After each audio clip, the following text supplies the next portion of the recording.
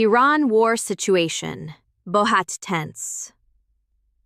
What if I told you that what we're seeing right now between the United States and Iran isn't just rising tension, but a carefully timed pressure sequence designed to reshape global power before the next major economic shift?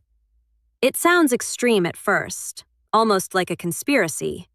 But when you look at the timing, the players involved, and the economic signals flashing at the same time, it starts to feel less like coincidence and more like coordinated strategy. Let me walk you through this. Around March 18th, reports began surfacing about increased U.S. naval deployments in the Persian Gulf.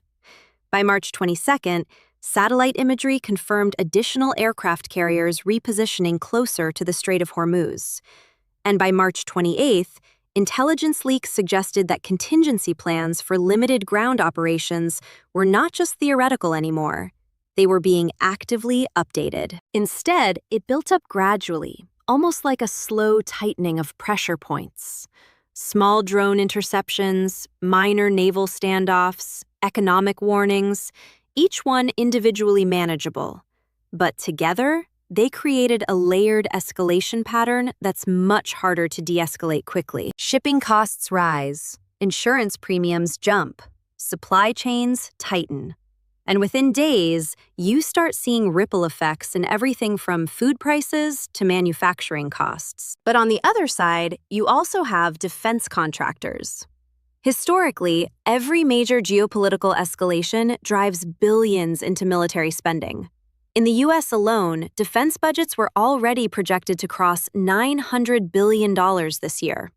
With rising tensions, that number could climb even higher. Iran isn't just reacting, it's signaling. By allowing tensions to rise without crossing a full-scale war threshold, Iran maintains plausible deniability while increasing pressure on global markets. It's a balancing act. Push too far, and you trigger a direct military response. Stay just below that threshold, and you create sustained instability that forces your opponent to stretch resources. But think about this. Every additional carrier group deployed costs millions per day. Every extended operation strains logistics. So the U.S. isn't just projecting power. It's also managing cost and perception. This creates an environment where alliances become more fluid, negotiations become more urgent, and suddenly, the Middle East isn't just a regional issue. It becomes the center of global strategic recalibration. Now let's bring in the economic layer again. Global markets hate uncertainty, and right now, uncertainty is the dominant theme. Stock markets have shown increased volatility over the past week. Safe haven assets are gaining traction.